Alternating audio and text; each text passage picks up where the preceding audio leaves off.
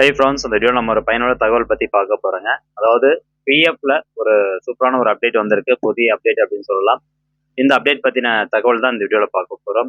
EPFO member portal வந்து open பண்ணிக்கோங்க. அதில் யூஏஎன் நம்பர், பாஸ்வேர்டு, கேப்சா அதெல்லாம் என்டர் பண்ணி சைன்இன் கொடுத்துட்டிங்கன்னா, அடுத்ததாக ஜாயின் டிக்ளரேஷன் அப்படிங்கிற ஒரு ஆப்ஷன் இருக்கும். அது எங்கே இருக்குன்னா, இந்த மூணாவதாக பாருங்கள், மேனேஜ் அப்படிங்கிற ஒரு ஆப்ஷன் இருக்கு இல்லையா?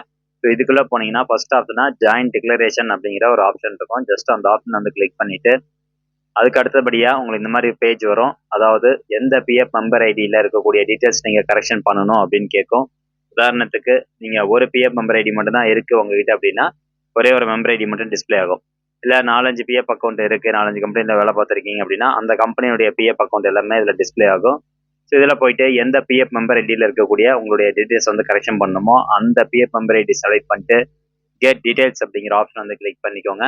நெக்ஸ்ட் இந்த பேஜ் அப்படியே கீழே ஸ்க்ரோல் டவுன் பண்ணிருந்தீங்கன்னா ஃபர்ஸ்ட் உங்களுடைய பர்சனல் டீடைல்ஸ் கரெக்ஷன் பண்ணணுமா அப்படின்னு கேட்கும்.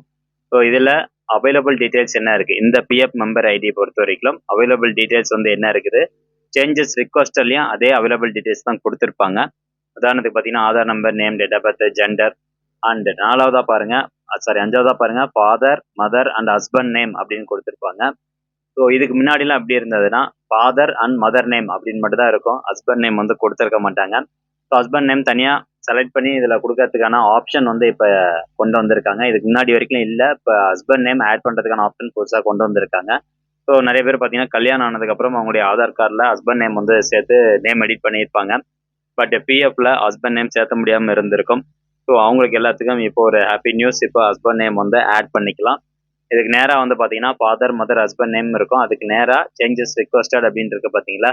ஸோ இதில் உதாரணத்துக்கு ஏற்கனவே உங்களுடைய அம்மா பேர் கொடுத்துருக்கீங்க, இல்லை அப்பா பேர் கொடுத்துருக்கீங்க அப்படின்னா இப்போ உங்களுடைய ஹஸ்பண்ட் நேம் கொடுக்கறதுக்கு இந்த பென்சில் சிம்பிள் இருக்கு பாருங்க, அதை செலக்ட் பண்ணிட்டு ஹஸ்பண்ட் நேம் ஃபுல்லாக டைப் பண்ணிடுங்க. ஹஸ்பண்ட் நேமும் ஆதார் கார்டில் எப்படி இருக்கோ சேம் அதே மாதிரியே வந்து டைப் பண்ணிட்டு கீழே ரிலேஷன்ஷிப் அப்படின்னு இருக்கு பார்த்தீங்களா? ஸோ இந்த பென்சில் ஐக்கான் கிளிக் பண்ணி இந்த டவுன் பாக்ஸை கிளிக் பண்ணீங்கன்னா இதில் 3 ஆப்ஷன் இருக்கும், ஃபாதர், மதர், ஹஸ்பண்ட் அப்படின்னு இருக்கும். ஜஸ்ட் இந்த ஹஸ்பண்ட் அப்படிங்கிற ஆப்ஷன் செலக்ட் பண்ணிட்டு இந்த பேஜ் அப்படியே கீழே ஸ்க்ரோல் டவுன் பண்ணிட்டு வந்தீங்கன்னா ஒரு டிக்ளரேஷன் இருக்கும். இந்த டிக்ளரேஷன் செலக்ட் பண்ணிட்டு ப்ரொசீட் அப்படிங்கிற ஆப்ஷன் செலக்ட் பண்ணுங்க.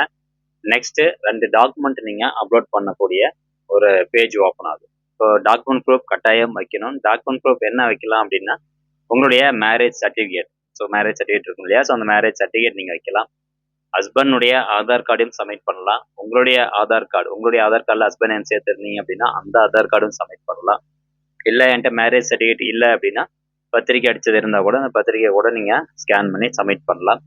ஸோ கண்டிப்பாக மேரேஜ் ரெஜிஸ்டர் பண்ணதுக்கான ஏதாவது ப்ரூஃப் இருக்கு இல்லையா? ஸோ அது வந்து நீங்கள் கண்டிப்பாக கொடுத்தாகணும். ஸோ அது கொடுத்துட்டிங்கன்னா போதும், எம்ப்ளாயர் அப்ரூவ் பண்ணுவாங்க. அடுத்தபடியாக பிஎஃப் ஆஃபீஸர் வந்து அப்ரூவ் பண்ணி உங்களுடைய நேமுக்கு அந்த ஹஸ்பண்ட் நேம் வந்து உங்களுடைய ப்ரொஃபைலில் ஆட் ஆயிரும்.